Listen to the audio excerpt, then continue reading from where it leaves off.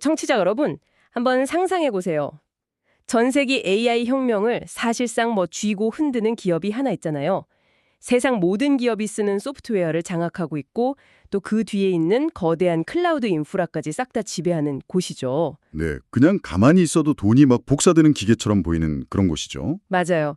그런데 지금 2026년 현재 주식시장을 보면요. 사람들이 마치 그 침몰하는 타이타닉호에서 뛰어내리듯이 이 기업 주식을 막 집어 던지고 있거든요. 네네, 매도세가 장난이 아니죠? 오늘만 해도 주가가 421달러 87센트, 그러니까 3% 넘게 하락을 했고요. 밸류에이션은 지난 10년 만에 최저치로 그냥 곤두박질 쳤단 말이에요. 진짜 철저하게 소외되고 있는 거죠, AI 랠리에서. 네, 바로 마이크로소프트 이야기입니다.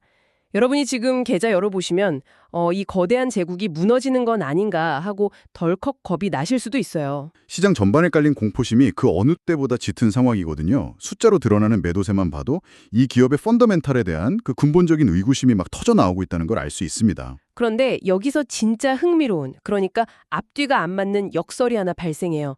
모두가 공포에 질려서 마이크로소프트를 탈출하고 있을 때 월스트리트의 거물이죠. 억만장자 빌 에크먼이 완전히 정반대의 행보를 보이고 있거든요. 아, 퍼싱 스퀘어 USA 말씀하시는 거죠? 맞아요. 에크먼은 심지어 그 마이크로소프트의 최대 라이벌인 구글 모회사 알파벳 주식까지 대거 처분을 했어요. 그리고 그 돈으로 마이크로소프트 주식을 쓸어 담고 있습니다. 남들을 버리는 카드를 핵심 포지션으로 삼았다는 건 이제 시장 전체가 놓치고 있는 거대한 구조적 비대칭성을 발견했다. 뭐 이렇게 볼 수 있겠네요. 그렇죠. 그래서 오늘 딥다이브에서는 이 거대한 월스트리트의 역설을 끝까지 한번 파헤쳐 볼 겁니다. 대체 시장은 마이크로소프트에 뭘 그렇게 두려워하는지, 그리고 에크먼은 왜 이 공포가 과장됐다고 확신하는지 말이죠. 자, 이 부분을 한번 파헤쳐 볼까요? 좋습니다. 에크먼의 배팅을 이해하려면 먼저 시장을 패닉에 빠뜨린 두 가지 공포의 실체를 좀 정확히 알아야 하거든요. 네네, 그 이른바 사스포칼립스, 그러니까 소프트웨어 서비스의 종말이라는 아주 살벌한 단어가 돌고 있던데 이게 첫 번째 원인인 거죠? 맞습니다. 최근에 엔스로픽에 출시한 클로드 코드가 아주 제대로 도화선이 됐죠. 이게 단순히 코딩을 좀 도와주는 수준의 AI가 아니에요. 아, 도와주는 게 아니면요. 이제 AI가 세상에서 가장 뛰어난 시니어 소프트웨어 엔지니어만큼 혹은 그보다 더 빠르고 완벽하게 복잡한 코드를 아예 처음부터 끝까지 혼자 작성하는 수준에 도달했습니다. 잠깐만요. 코드를 혼자 다 짠다고요? 그러니까 만약에 제가 직원들 연차 관리하고 비용 정산하는 프로그램 좀 만들어줘. 이렇게 치면 AI가 그걸 뭐 며칠이나 몇 시간 만에 뚝딱 만들어낸다는 뜻인가요? 네, 바로 그겁니다. 개발자를 고용해서 몇 달씩 걸리던 작업의 한계 비용이 순식간에 그냥 0에 수렴하게 되는 거죠. 와, 제로요. 네, 시장의 경악한 지점이 바로 여기입니다. 기업들이 굳이 비싼 구독료를 내고 마이크로소프트나 다른 소프트웨어 기업들의 서비스를 쓸 이유가 사라진다는 거예요. 자체적으로 필요한 건 그냥 AI한테 만들어달라고 하면 되니까요. 그렇죠. 지난 수십 년간 소프트웨어 기업들이 쌓아올렸던 그 높은 이익률 그리고 경제적 해자가 진짜 모래성처럼 무너질 수 있다는 공포가 퍼진 겁니다.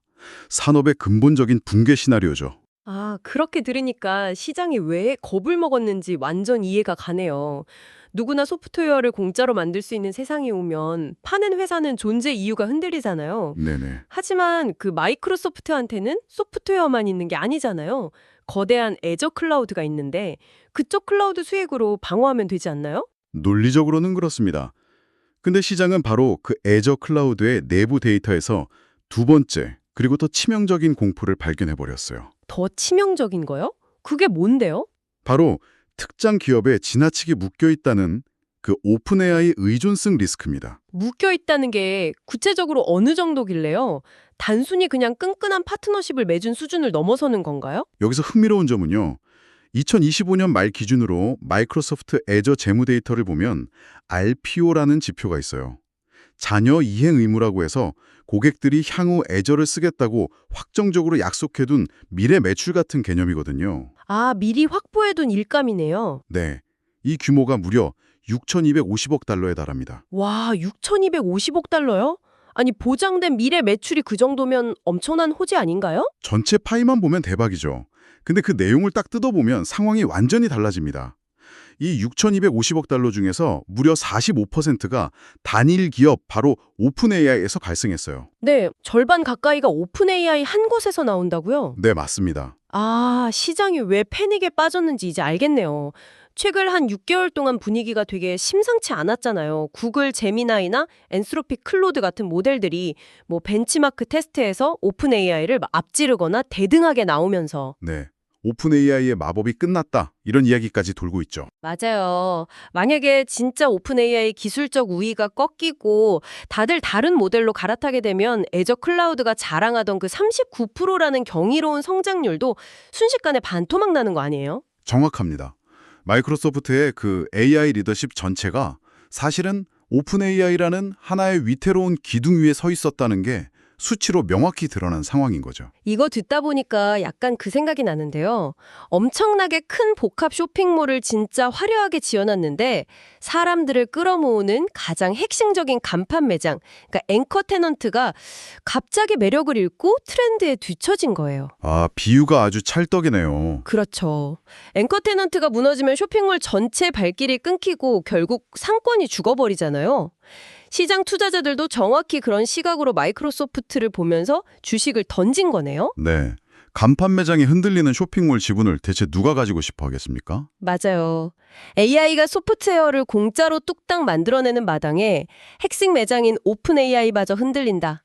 이 두 가지 공포가 겹치니까 주가가 10년 내 최저치로 떨어지는 것도 무리가 아니네요. 그렇죠. 그럼 질문이 생기는데요.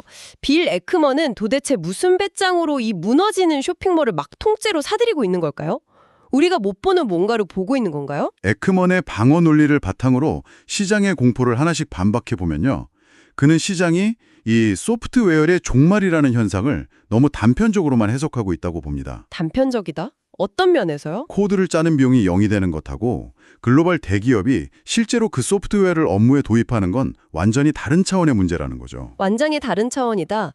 비용이 싸지면 기업 입장에선 당연히 갈아타려고 하지 않나요? 당장 돈이 굳는데. 자, 포춘 500대 기업의 IT 인프라를 책임지는 보안 담당자 입장에서 한번 생각해 보시죠.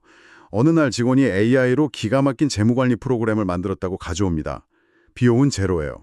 오, 좋죠. 근데 거기에 회사의 핵심 기밀 데이터, 수만 명의 고객 개인정보를 올릴 수 있을까요?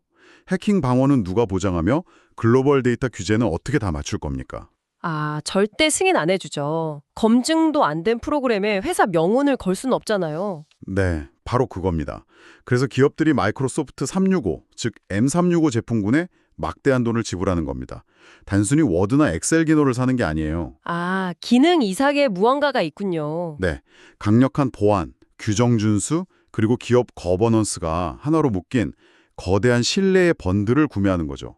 에크먼은 AI가 아무리 코드를 잘 짜도 이 엔터프라이즈급 신뢰와 시스템 통합의 장벽을 하루아침에 뚫을 수는 없다고 본 겁니다. 아, 우리는 단순히 문서 작성 앱을 파는 게 아니라 당신네 회사의 데이터가 안전하게 돌아가는 생태계 그 자체를 파는 거다. 이런 논리네요. 맞습니다.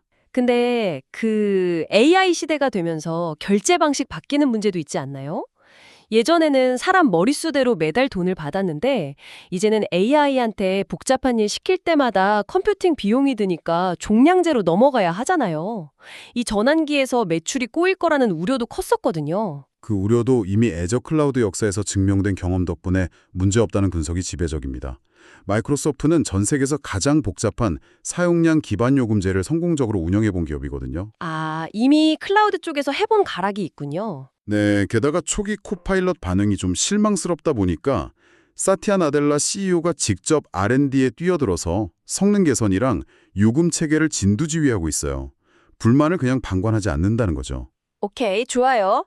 첫 번째 공포인 사스의 종말은 그 수십 년간 묶어놓은 신뢰의 번들로 방어한다고 칩시다. 그런데 제가 아까 말했던 그 위태로운 간판 매장, 오픈 AI가 흔들린다는 리스크는 어떻게 설명이 되나요? 애저 미래 매출을 45%가 묶여있다는 건 팩트잖아요. 그 숫자가 주는 공포감이 엄청난 건 사실입니다. 그런데 이것을 더 큰 그림과 연결해 본다면 에크먼이 본 것은 마이크로소프트의 약점이 아닙니다. 오히려 AI 생태계 전반에 걸쳐 위험을 분산시킨 거대한 해징 전략을 본 거죠. 해칭이요. 마이크로소프트가 오픈 AI에만 올인한 게 아니라는 뜻인가요? 네, 사람들은 오픈 AI의 바구니에만 다 담았다고 생각하는데요. 이들은 작년에 최고 경쟁사인 엔스로픽에 무려 50억 달러를 투자했습니다. 잠깐.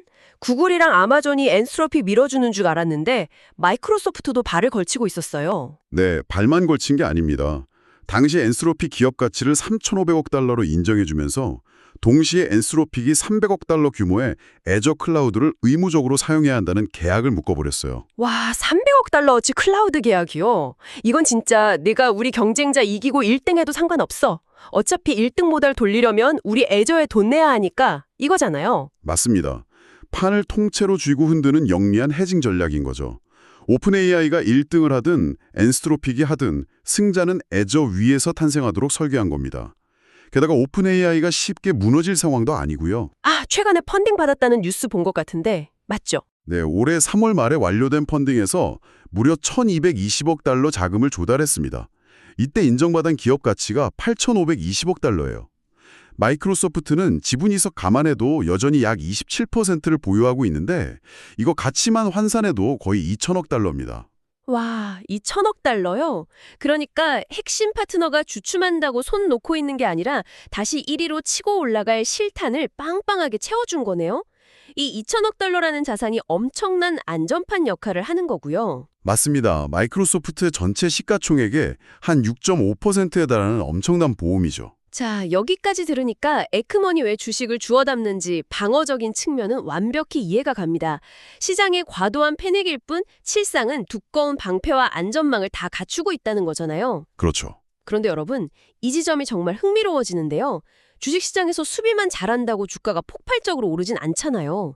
제가 오늘 딥다이브 준비하면서 진짜 소름 돋았던 부분이 따로 있습니다. 어떤 부분이죠? 마이크로소프트가 단순히 남의 기술 빌려 쓰는 회사를 넘어서 기술의 밑바닥부터 꼭대기까지 전부 직접 통제하는 수직적 통합을 완성해가고 있다는 점이었어요. 결국 다른 소프트웨어 회사들이 AI 모델과 칩셋을 빌려 써야 한다면 얘네는 이 모든 걸 직접 만들고 있다는 뜻 아닌가요? 바로 그겁니다. 이 수직적 통합이 이번 딥다이브의 진짜 하이라이트죠. 마이크로소프트가 단순한 소프트웨어 기업이 아니라는 증거입니다. 그 첫 번째 단계가 4월 초에 공개된 자체 맞춤형 모델 라인업이에요. 그 MATRA Scribe 1 같은 전사 모델이나 보이스 1, 이미지 2 이런 거 말씀하시는 거죠? 벤치마크 테스트에서도 엄청 잘 나왔다고 들었는데요? 네, 성능도 우수하지만 진짜 핵심은 비용입니다. 예전엔 워드에 AI 기능 넣으려면 오픈 AI나 엔스로픽의 무거운 모델을 불러오고 비싼 마진을 떼어줘야 했거든요. 수십억 명한테 서비스하려면 그 비용이 천문학적이겠네요. 그렇죠. 근데 이제는 가볍고 목적에 딱 맞는 자체 모델을 써서 중간 유통 마진을 완전히 없애버린 겁니다. 훨씬 저렴하게 제공할 수 있는 거죠. 중간 상인 안 거치고 직접 생산을 해버리니까 수익률이 극대화되네요. 근데 여기서 약간 치명적인 의문이 들거든요. 어떤 건가요? 자기네 모델을 아무리 가볍게 잘 만들었다고 쳐도 그걸 돌리려면 결국 전 세계 AI 칩을 꽉 잡고 있는 엔비디아 GPU를 사와야 하잖아요. 거기서 고마진 통행료 다 뜯기면 이게 다 무슨 소용인가요? 마이크로소프트가 당연히 그 병목 현상을 가만두지 않았죠. 수직적 통합의 활용 점정이 바로 지난 1월에 도입한 자체 설계 추론칩 마야2입니다. 와, 자체 반도체 칩까지 만들었다고요? 엔비디아 의존도를 낮추려고요? 네, 나델라 CEO가 최근에 아주 결정적인 멘트를 남겼어요. 마야 200칩을 사용하면 기존 최신 실리콘 대비 달러당 무려 30%나 더 많은 토큰을 처리할 수 있다라고요. 달러당 30% 연산량이 늘었다고요? 1달러 투입했을 때 효율이 30% 개선됐다는 건 경쟁사들은 도저히 못 따라오는 압도적인 원가 경쟁력을 가졌다는 뜻이잖아요. 네, 소프트웨어, 맞춤형 LLM, 그리고 자체 하드웨어 칩까지 이 세 가지를 완벽하게 수직 통합할 수 있는 재정적, 기술적 파워를 가진 겁니다. 와, 밑바닥 반도체부터 위쪽 앱까지 다 가졌네요. 이게 바로 앞으로 다가올 에이전트 AI 시대, 즉 AI들이 백그라운드에서 끊임없이 소통하며 천문학적인 연산을 소모하는 시대에 마이크로소프트가 강력한 지배자가 될 수밖에 없는 이유입니다. 비용을 극단적으로 통제하는 자가 살아남거든요. 자, 그럼 정리가 싹 되네요. 다른 회사들이 여전히 비싼 남의 모델, 남의 칩 빌려 쓰면서 허덕일 때 마이크로소프트는 독자 생태계로 원가를 확 낮추고 M365라는 거대한 장벽 안에서 돈을 쓸어 담을 준비를 마쳤다는 거군요. 네, 시장은 당장 눈앞에 코딩하는 AI 보고 소프트웨어 끝났다고 호들갑을 떨었지만 정작 이 거인은 다음 단계의 인프라 전쟁을 완전히 끝낼 준비를 마친 겁니다. 네, 청취자 여러분, 오늘 딥다이브의 핵심 이제 명확해졌습니다. 수많은 AI 공포장 속에서도 이런 압도적인 수직적 통합과 2천억 달러 규모의 오픈 AI 지분을 가진 마이크로소프트가 현재 선행 PER 21.8배라는 굉장히 매력적인 구간에 머물고 있습니다.